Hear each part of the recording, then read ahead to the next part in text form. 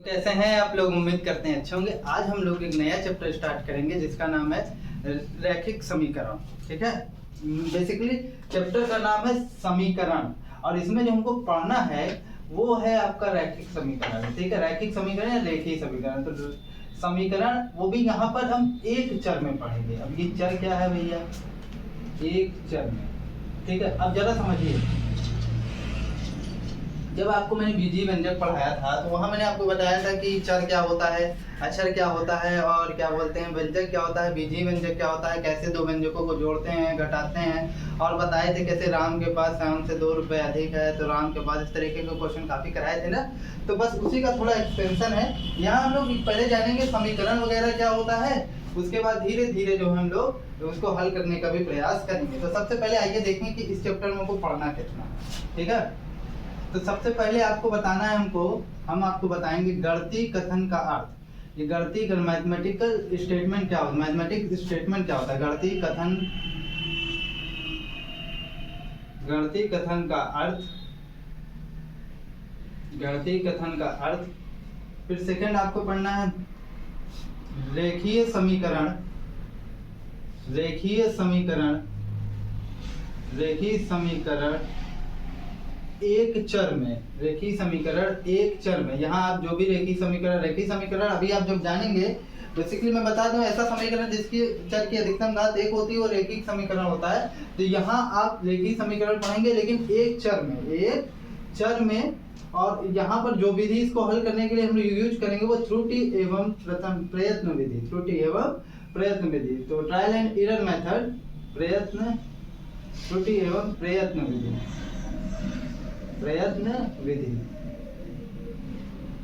फिर एक बढ़िया सिस्टम सीखेंगे कि रेखीय समीकरण को हल करने का क्या इससे भी बेटर कोई तरीका हो सकता है। तो रेखीय समीकरण को हल करने की उपयुक्त विधि, रेखीय या रैखिक भी बोलते हैं इसको। रेखीय समीकरण को हल करने की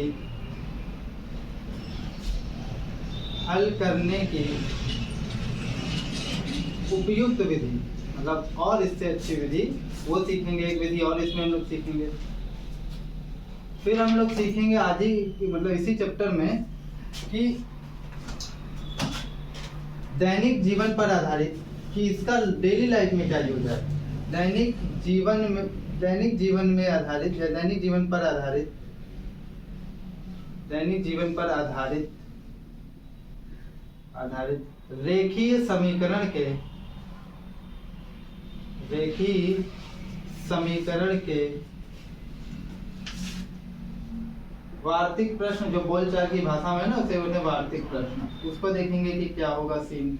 ठीक है, अब देखिए, तो आज के इस वीडियो में हम लोग इसका जानेंगे कि ये क्या है, गणितीय कथन का अर्थ क्या होता है।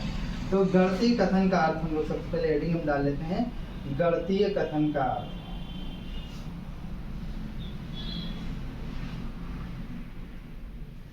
गणितीय कथन का अर्थ। अच्छा एक बात बताइए, गणितीय कथन का अर्थ समझने से पहले एक चीज समझिए। हम आपको पीछे इस तरीके का क्वेश्चन तो कराए ही है ना, जैसे राम के पास 4 सेब है और श्याम के पास उसका 2 गुना है। ठीक है, तो श्याम के पास मतलब क्या बोलते हैं लक्ष्मण के पास उसका 3 गुना है। तो इस तरीके का क्वेश्चन आपको बेसिक लेवल पे मैंने पीछे कराया है। तो इस चीज को अगर आप नहीं जानते तो एक बार पहले पिछला वीडियो आप लोग देख लीजिएगा, तब इसको समझेंगे तो ज्यादा आसान रहेगा। ठीक है, गणितीय कथन का। तो देखिए, जैसे अगर गणितीय कथन की बात किया जाए तो एक आपका स्टेटमेंट मैं लिख रहा हूँ, मैथमेटिकल स्टेटमेंट है, आज वर्षा होगी। अब ये जरूरी नहीं है आज वर्षा होगी। ठीक है, क्या ये मैथमेटिकल स्टेटमेंट है? चलिए अभी इसके बारे में बात करेंगे। जैसे आज भारत मैच में जीतेगा, आज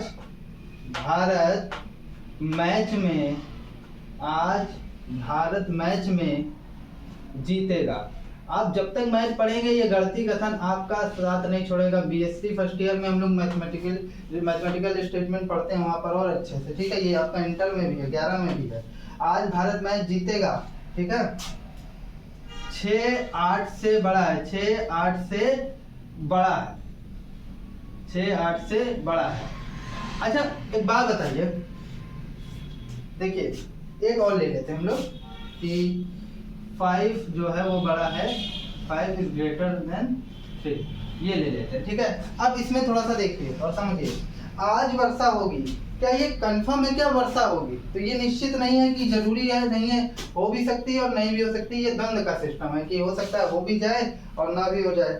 और आज भारत मैच जीतेगा, तो ये भी कोई सिस्टम कोई परफेक्ट नहीं है। अगर अच्छा खेलेगा तो जाहिर सी बात है जीतेगा, और थोड़ा सा अगर इधर उधर हुआ तो नहीं जीत सकता। तो ये भी आपका द्वंद वाला सिस्टम है कि आप इसका जवाब क्लियरली नहीं दे पाएंगे। ठीक है, अब देखिए, जैसे 6 8 से बड़ा है, क्या 6 8 से बड़ा हो सकता है क्या? ये जाहिर सी बात है, ये कथन आपका असत्य है। क्या है? असत्य है। ये बात आप जानते हैं कि संख्या रेखा पर जो दाईं तरफ पड़ती है वो बड़ा होता है। तो 6 दाईं ओर पड़ता है कि 8 दाईं ओर पड़ता है? दाईं ओर तो 8 पड़ता है, तो 8 बड़ा है, जबकि यहाँ उल्टा कहा गया है, तो ये गलत है। क्या 5 3 से बड़ा है? जाहिर सी बात है। तो ये कथन आपका क्या है? सत्य है। तो अब देखिए, ऐसे कथन, अब गणितीय कथन क्या होते हैं? ऐसे कथन ऐसे कथन जिनका जो हम लोग उत्तर जो होता है सत्य और असत्य, मतलब जिनका सत्य या असत्य होना सुनिश्चित होता है, वो क्या कहलाते हैं? गणितीय कथन। तो यहीं से इसकी परिभाषा निकल आती है। ऐसा कथन मतलब हर कथन, हर स्टेटमेंट को आप जो है मैथमेटिकल स्टेटमेंट नहीं कह देंगे, आप सिर्फ उस स्टेटमेंट को मैथमेटिकल स्टेटमेंट कहेंगे जिसका आंसर आप ट्रू और फॉल्स में दे पाए। आइदर वो ट्रू हो, आइदर वो फॉल्स हो। ठीक है, आपको द्वंद का सिस्टम नहीं होना चाहिए कि कंफर्म नहीं है, हो भी सकता और नहीं भी हो सकता, तो इस तरीके का नहीं होना चाहिए। ठीक है, तो ऐसा कथन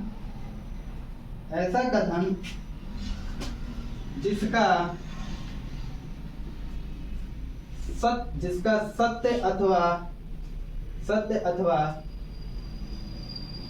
असत्य होना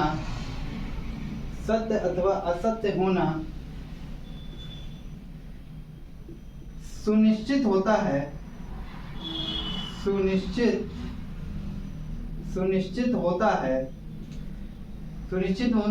कहने का मतलब कंफर्म होता है, या तो वो ट्रू होगा या तो वो फॉल्स होगा, सुनिश्चित होता है, गणितीय कथन कहलाता है। गणितीय कथन कहलाता है। ठीक है, ये तो बात हो गई आपके इसकी गणितीय कथन की। अब आइए कुछ हम लोग मैथमेटिक्स लेकर चेक करते हैं क्या गणितीय कथन के बारे में लोग क्या कहते हैं। तो मैथमेटिकली कुछ क्वेश्चन देखिए मैथमेटिक्स के। जैसे अगर मैं लिख दूं 6 + 5 = 10 और लिख दूं 6 - 2 = 4। ठीक है, 6 + 8 > 10, ऐसे भी लिख सकता हूँ। 7 - 5 > 1, और इस तरीके से x² =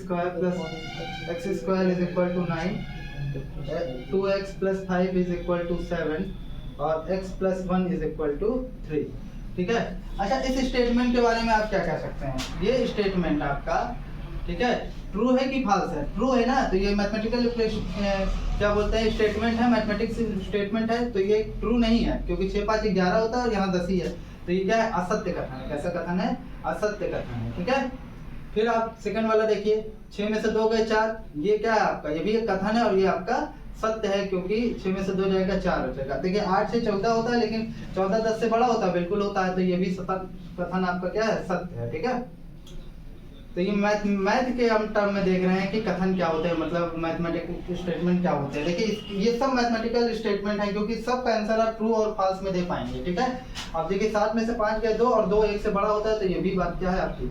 सत्य है। ठीक है, ठीक है, अब यहाँ पर आप क्या कह पाएंगे? ये आइदर ट्रू हो सकता है और फॉल्स भी हो सकता है। ये किस पर निर्भर करता है? x के मान पर निर्भर करता है। इसका क्या होता है? x के मान पर निर्भर करता है। x के मान पर निर्भर करता है। x के मान पर निर्भर करता है। x के मान पर निर्भर करता है।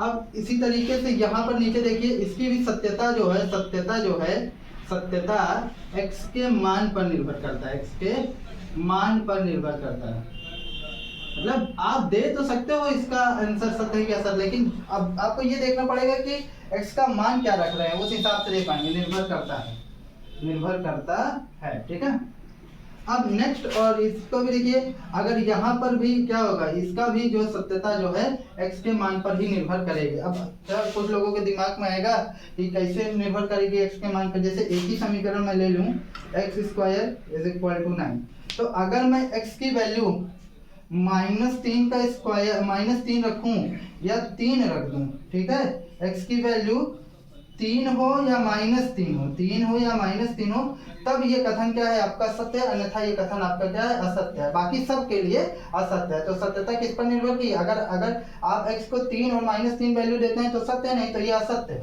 इसी तरीके से अगर यहाँ पर देखें 2x + 5 = 7, ठीक है, तो यहाँ पर अगर आप क्या करें, x को आप एक वैल्यू देंगे, अगर x बराबर 1 पुट कर देंगे तब ये कथन सत्य है, बाकी सब मान के लिए क्या है ये असत्य हो गया।